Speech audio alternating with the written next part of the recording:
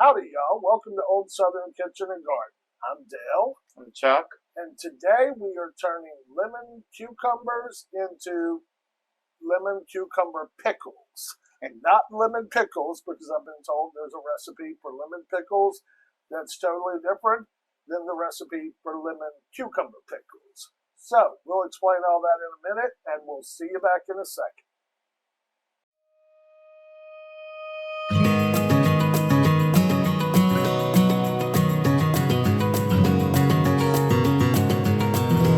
Okay, y'all, we're back. And like I said, today we are going to be taking our lemon cucumbers because we had, 30 of these laying around the house. And if we didn't do something with them soon, they were going to go bad. So we're going to take them like you would a normal cucumber, and we're going to make pickles out of them. Before I let Chuck start explaining all that, I do want to point out one thing about the lemon cucumber. If you've never had it, I'm going to come up to the camera. Lemon cucumbers have these little black spikes all over them, so they will poke you when you pick them or hold them. But the thing, I want to make sure y'all can see all the little spikes. They easily come off when you wash them. So all of these have been washed and all that was, brushed off, washed off. I just didn't do this one because I wanted to show y'all all those little spikes on there. So, take it away, Chuck. Okay, like you said, we have everything that we're going to include in the pickles is we already have it ready, except for the brine, which I'm going to be doing while he's actually going to pack the jars for us. We did get some wide mouth quart-sized jars because we like pickles, but we don't want them to go bad in the fridge after their water bath. Sorry. So we've taken all the cucumbers. Dale has washed them all, scrubbed them, got all of the fuzzies and spikes off, and we cut them into a 1/4 inch, maybe a little bit bigger slice. I want to do that with the lemon cucumbers because they are seedy, and I don't want them to be extremely mushy once we pickle them. We did not want them to turn to mush. No, we like a crispy pickle. So we do have pickle crisp that we are going to be adding to it, which will help keep the crispiness. But to start, we really wanted a thicker cucumber to go. So if you want to go start your brine, I'll tell them some of the stuff we've cut up. Yeah. If you need to start pouring it in there, or actually you don't have to go to the sink. You can do it right here. So you can do that. And what we've got to go in our jar of pickles, it's kind of whatever you want. So with our lemon cucumbers, we are going to add garlic. We've got some different colored little baby bell peppers, red, orange, and yellow. We've got purple onions. I know they're called red onions to some people, but they're purple. I call them purple onions. Down south, most people call these purple onions and not red onions. We've got dill, and then we've got, for some of them, but not all of them, red pepper flakes. I gotta have my red pepper flakes. And then we've got peppercorn and mustard seed, and Chuck said the pickling spiced up, the pickle crisp crunch, whatever that is. So, Chuck, what are you adding to your mixture right here in the pot so far? I have equal parts of white vinegar and just plain water. We're going to be boiling it out, so I wasn't worried about getting perfect water, distilled water. You can use that if you want, but our water is actually really good. And to that, we're going to add a cup of sugar. You don't want it too sweet, but you do want the sweetness of the sugar. Wait, hold on. Pour it in the thing and turn around and talk to them so they can hear you better. I tell him all the time because, I'm old, my hearing's going, and he's always talking to me facing the opposite direction. I'm used to teaching in kitchens, so you teach while you go. So I have 4 cups of water, 4 cups of white vinegar. To that, we're going to add right around 4 tablespoons, 3.5 to 4 tablespoons of peppercorns. We got a mixed peppercorn just to give it a different flavor and a different coloring, which will be pretty in the actual pickles.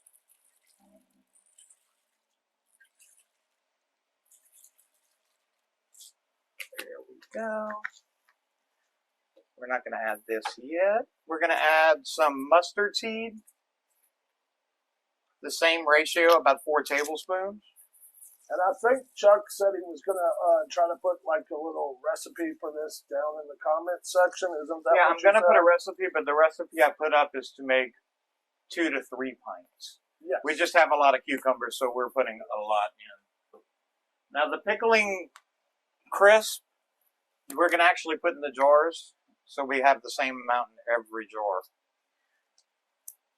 And this is just mixed pickle spice. I do like the ball variety. I can tell it's got that dang clove in it. Ooh. It has a little clove, some cardamom. I'm only adding a little bit of this. Very little. No, that stuff almost knocked me over when he opened that. That's enough. But it also has celery seed in it. And that's it. That's all that's in our pickle brine. So what I'm going to do is put this on the stove, light it up, and let everything melt together so that the flavors are there when we put them in each jar. So I will switch over. Okay, well, let me grab the jars and start packing, and we'll be right back with you in just a minute. Okay, y'all, we're back, and I filled most of the jars. I did leave 2 jars empty to show y'all what we're doing, but we've got, 10 filled here. So this is how I did it. And again, it's you put in what you want, basically. So we're starting in each jar with some dill, because we want them to kind of be like dill pickles. So these little dill sprigs will add a lot of flavor to a pickle. Okay, then we've got our garlic. Oops. Don't eat that muffin, because you definitely aren't getting any kisses afterwards. I'm kidding, I love garlic. We've got our bell peppers.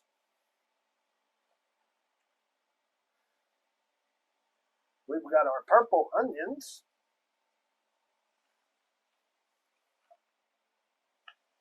And now we start packing with our lemon cucumbers.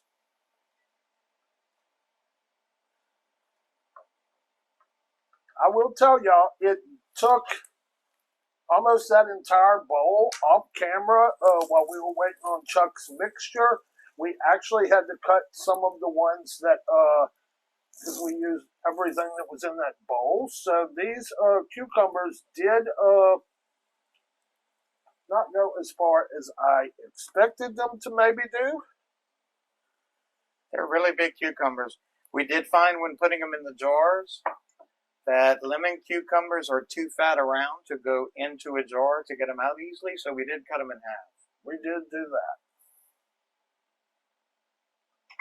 Let's see. Just like we could technically use one more of these, Chuck. Where's my knife? Could you grab it? And if you want to grab one of those and wash it for me.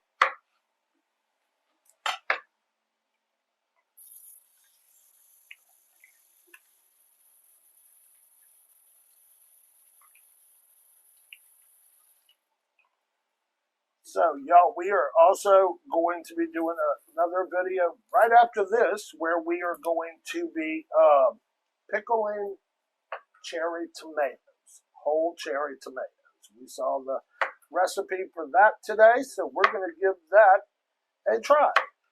And we have even more cherry tomatoes than we actually have of these cucumbers, so we really need to find a way to use up and get rid of some of those before they go bad, because we've given so many away.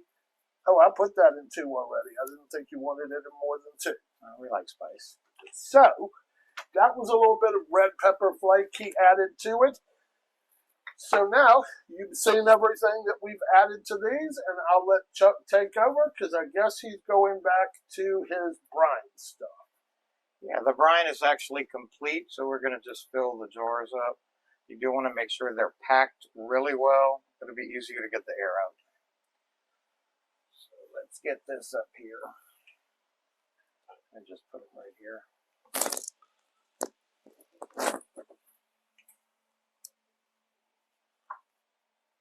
This is going to be to put them in the actual water, which we do have on the stove boiling. And we're going to get Dale to fill these up. You want to fill them to about a ½ inch headspace, which is right to the bottom rim.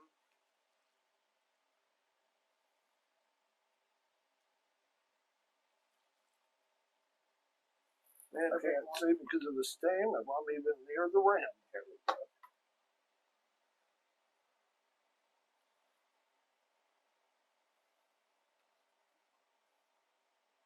This brine does smell extremely good. Smells like them dang cloves. More pickles for me to eat.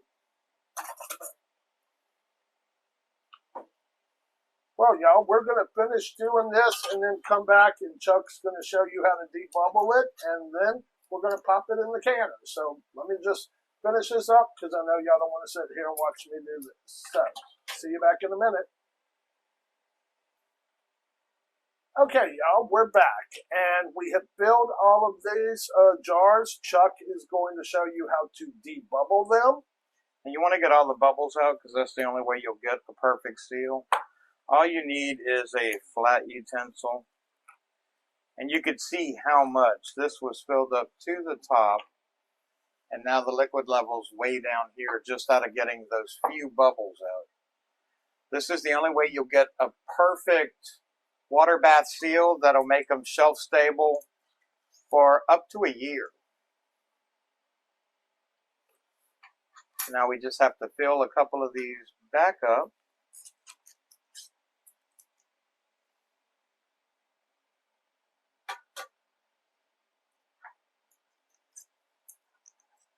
You got any more that needs extra? This needs a little and that one needs a little and this one. This one. There we go. This one. I'll start getting the lids together. Yep, the lids and have been soaking in hot water while we've been doing all this. The jars were soaking in hot water before we pulled them out to start packing. Now with the new ball on basically all the lids, you don't technically have to soak them in hot water anymore.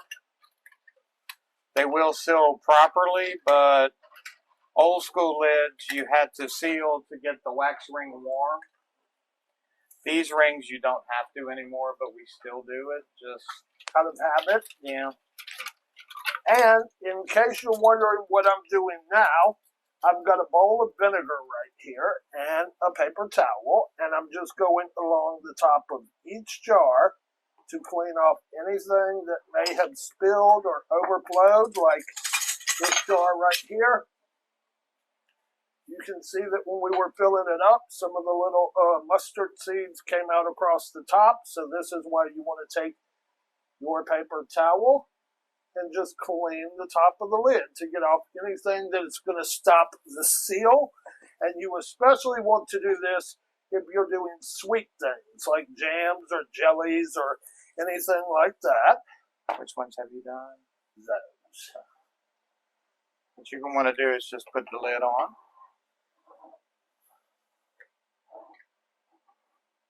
Start moving back that way for me so I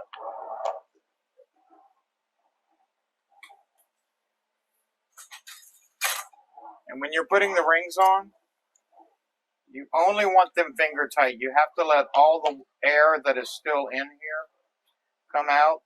So once you get it to where it's just starting to give it a quarter turn, and you're ready. Here, use one of these. Put that.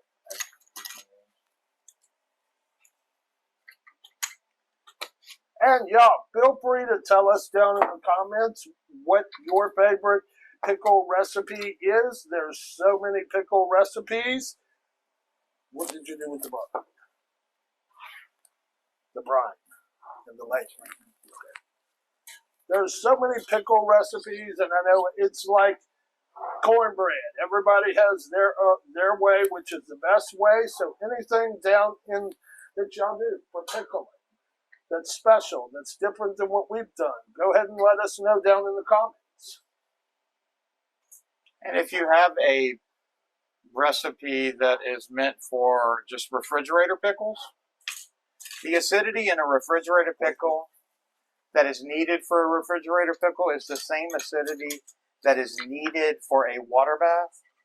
So you technically can water bath your refrigerator pickles if you're making quite a few, and they would be shelf stable for right about a year, is what all the canning documentation says. I mean, I'm still eating pickles my mother and grandmother made years ago, and they are delicious.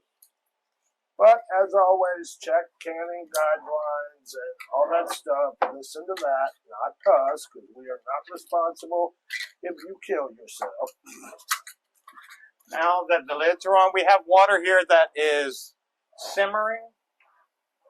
And when you're getting a jar ladle, I suggest you get this one.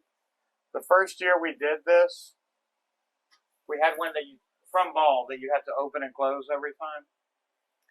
And this one has a spring on it which leaves it open, so when you close it, it'll open again. You'll burn yourself a lot less if you get one of these.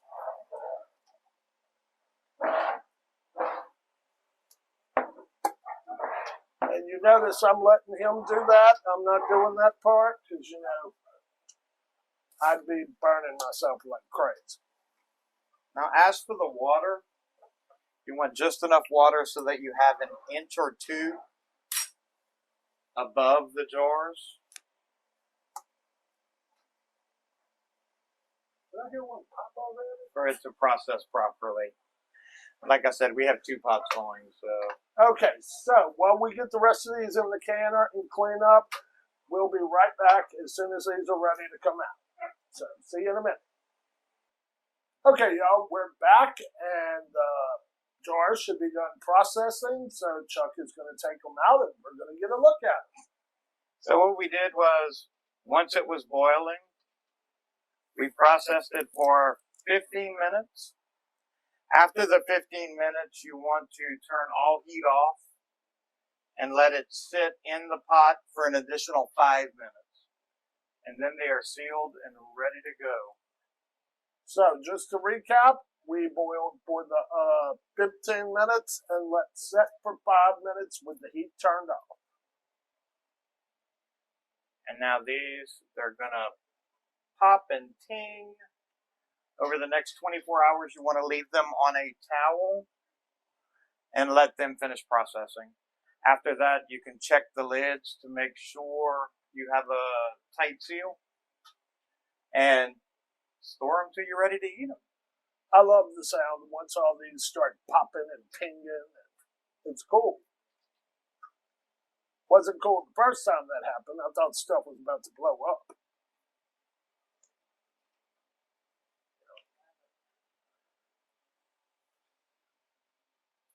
And there we have it, guys. We have 12 of these. But no need to take them all out now, right? Right. So, hopefully you enjoyed this canning video. And if you're into canning, do stay tuned, because right after this, we're filming that how to can cherry tomatoes video.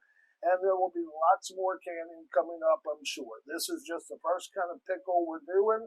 We're going to be doing dill pickles and bread and butter pickles. I like these pickles called fire and ice pickles, which are sweet and sour. Not sour. I don't like spicy. Sour. Sweet and spicy. And so, thanks for stopping by. As always, y'all, please, if you haven't taken the moment to subscribe yet, go ahead and subscribe. Give us a like. Feel free to share the video. And we will talk at you on the next video. Bye, guys. Bye.